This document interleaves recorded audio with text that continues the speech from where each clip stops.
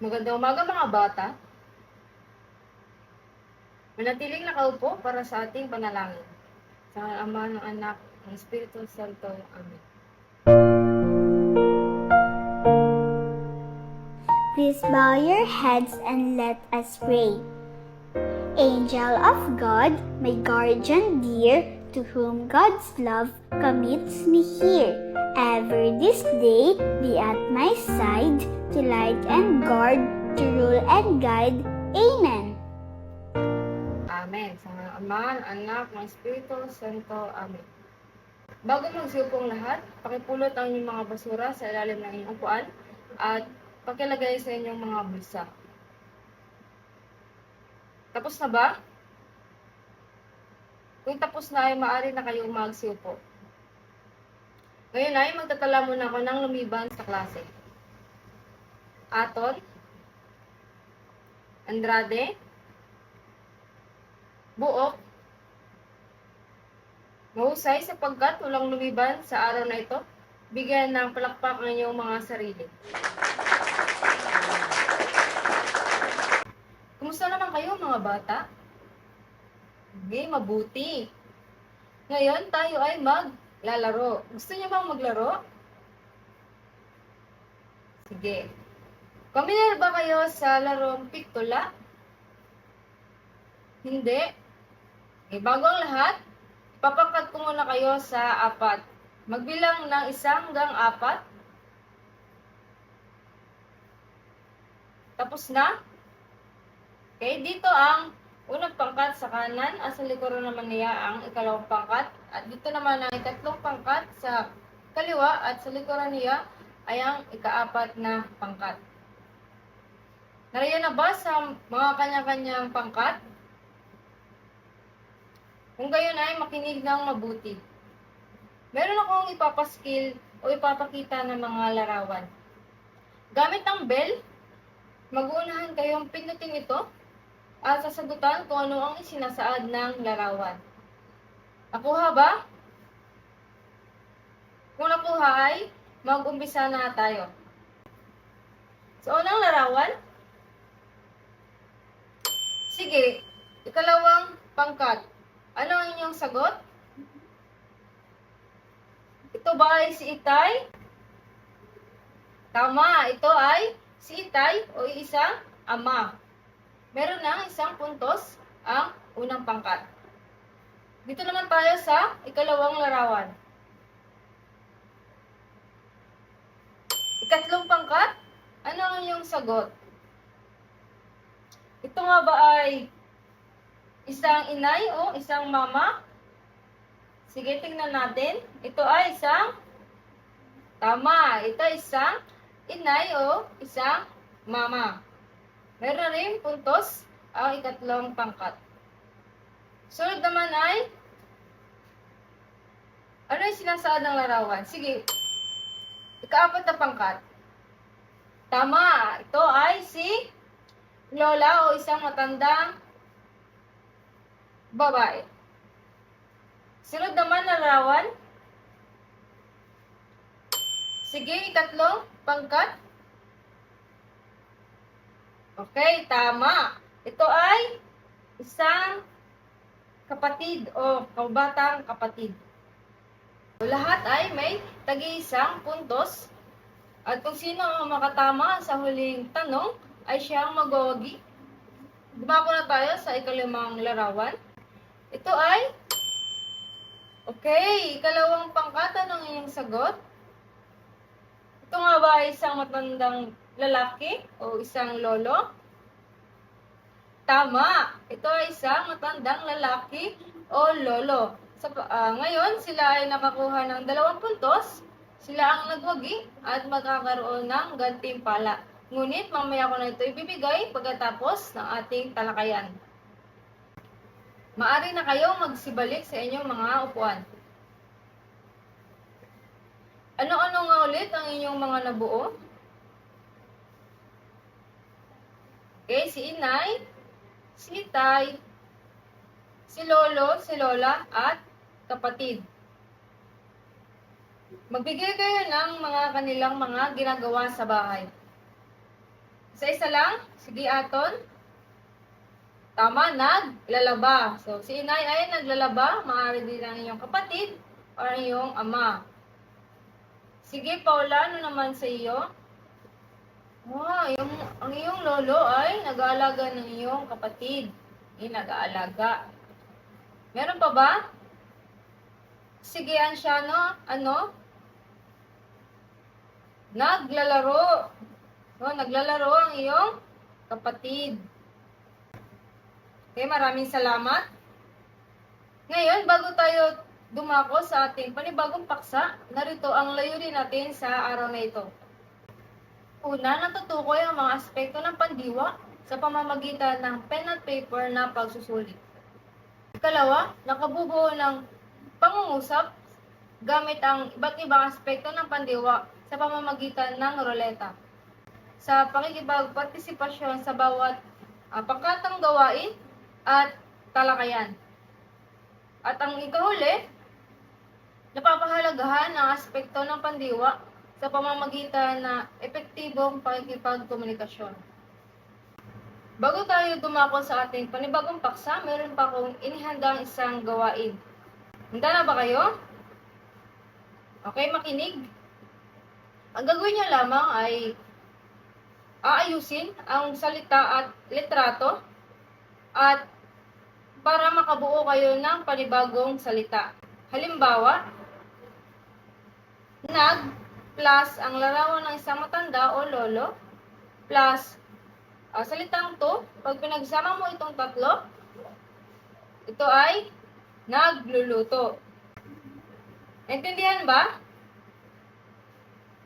Kung naintindihan ay magsimula na tayo.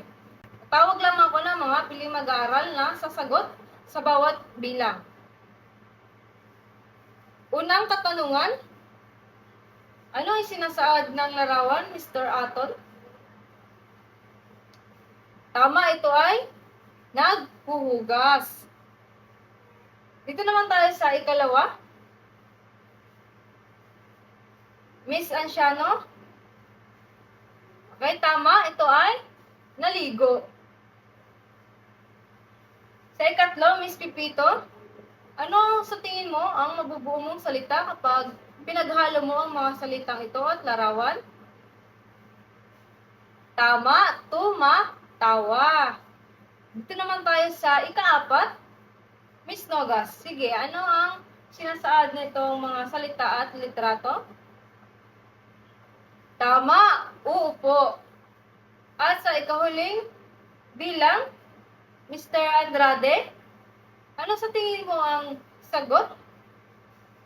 Tama, nagsusulat.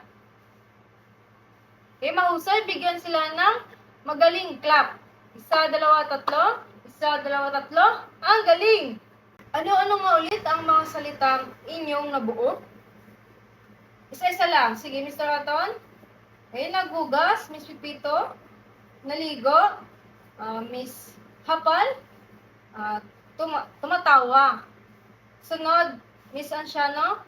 Okay, uupo. Meron pa ba? Okay, buntog. Nagsusulat. Okay, sa tingin niyo, ano ang isinasaad ng mga salitang ito? Miss Ansiano?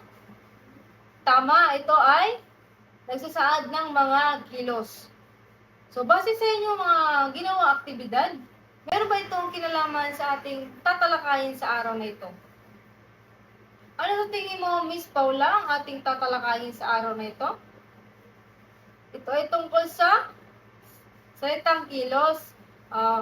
Maaari, Miss Hapal, ito ay tungkol sa pandiwa daw. Meron pa ba ibang sagot? Sige. Kay Miss Nogas, ito ay aspekto ng pandiwa. Base sa sinabi ni Miss Nogas, ang tatalakayan natin sa araw na ito ay ang aspekto ng pandiwa. Handa na ba kayong makinig? Ang aspekto ng pandiwa ay mayroong 4 na uri. Ito ay ang perpektibo, imperpektibo, kontemplatibo, at perpektibong katatapos. Unahin natin ang perpektibo o naganap. Ibig sabihin, nagsasaad ng kilos na tapos na. Ang mga halimbawa nito ay nagtapon, umihi, umuwi, naglaba, at iba pa. So, gamitin natin ito sa pangungusap. Si inay ay naglaba kaninang madaling araw. Ano ang salitang perpektibo o salitang kilos na perpektibo? Tama, naglaba. Nakuha ba ang perpektibo? Sunod naman ay ang imperfectibo o nagaganap. Ibig sabihin, nagsasaad ng kilos na nasimulan na, ngunit hindi pa natatapos at kasalukuyan pang nangyayari. Halimbawa nito ay ang naglalaba, naghuhugas, nagsisipilyo, umiihi, at iba pa. So, kung mapapansin nyo, ito ay nagsimula sa panlaping nag or at salitang ugat na laba o nag plus laba, ito ay naglalaba. So, dito inuulit din ang unang pantig. So, sa naglalaba, anong inuulit na pantig? Tama ang la. Kaya ito ay naglalaba. Gamitin natin ito sa pangungusap. Si ate ay nagsisipilyo kanina. Ano ang imperfectibo or ang aspektong perfectibo? Tama, nagsisipilyo. Nakuha ba ang imperfectibo? Kung gayon, dumako naman tayo sa contemplatibo o magaganap. Ibig sabihin, nagsasaad ng kilos na hindi pa nangyayari.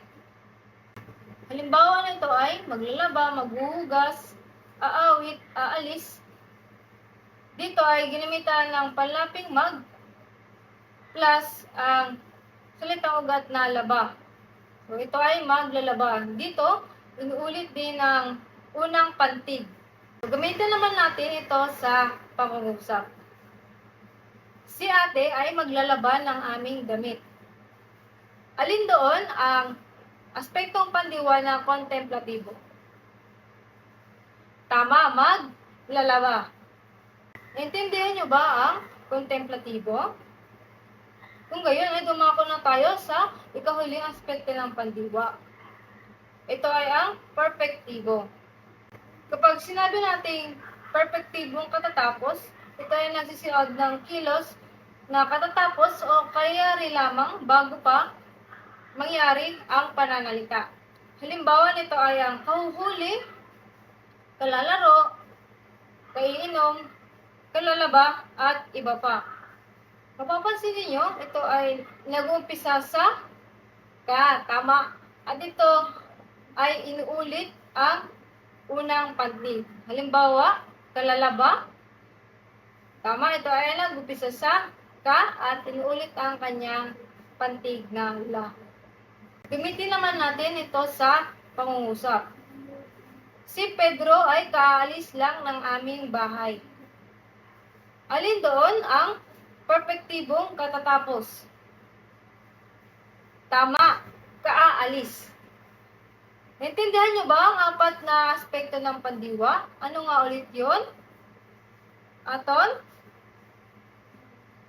Ay, tama. Ang sabi ni Aton, ito ay ang perpektibo, imperfektibo, contemplatibo, at perpektibong katatapos lamang. Meron pa ba kayo mga katanungan? Kung wala ng katanungan, magsikuhan ng isang buong papel. Meron na bang lahat? Kung meron na ay makinig ng mabuti. Meron akong papanood sa inyo na sarsuelang Pilipino. Ang gawin nyo lamang, isusulat ang mga salitang kilos o ang apat na aspekto ng pandiwa, ang perpektibo, imperfektibo, contemplatibo, at perpektibong katatapos lamang. Pagkatapos nyo maisulat ang mga ito, gagawin nyo ito na pangungusap. Naintindihan nyo ba? Kung naintindihan nyo na ay maaari na kayong magsimula.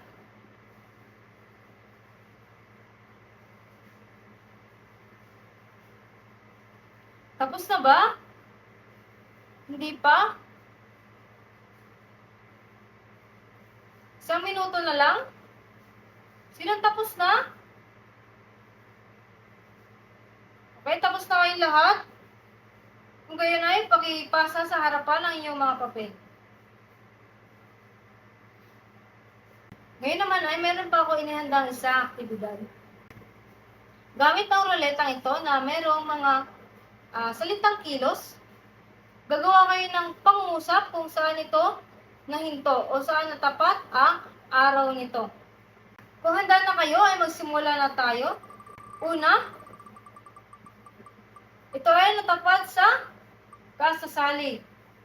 Mr. Buntog, maaari mo bang gawan ito ng pangungusap? Kaya sabi ni Mr. Buntog, si Pedro ay kasasali lamang ng patimpalak kanina. Tama ba si Mr. Buntog? Okay, tama. Miss Pipito, ikalawa, ito ay natapat sa nagtapon. Maaari mo bang gawan ito ng pangungusap? Sabi ni Miss Pipito, si Ana ay nagtapon ng basura kanina. Tama ba si Miss Pipito? Tama. Magaling mga bata. Bigyan sila ng magaling clap. Isa, dalawa, tatlo. Isa, dalawa, tatlo. Ang galing. Bago tayo matapos sa ating talakayan sa araw na ito, magsiguhan ng kalahating pahalang na papel. Meron na bang lahat? Kung meron ay makinig sa inyong gagawin, meron akong ipapaskil o ipapakita ng mga pangungusap. Ang gagawin niyo lamang ay sasalungguhitan ang mga salitang kilos. At pagkatapos nun, ito ay tutukuhin ninyo kung anong aspekto ng pandiwa. Nakuha ba? Kung nakuha ay maaari na kayong magsimula.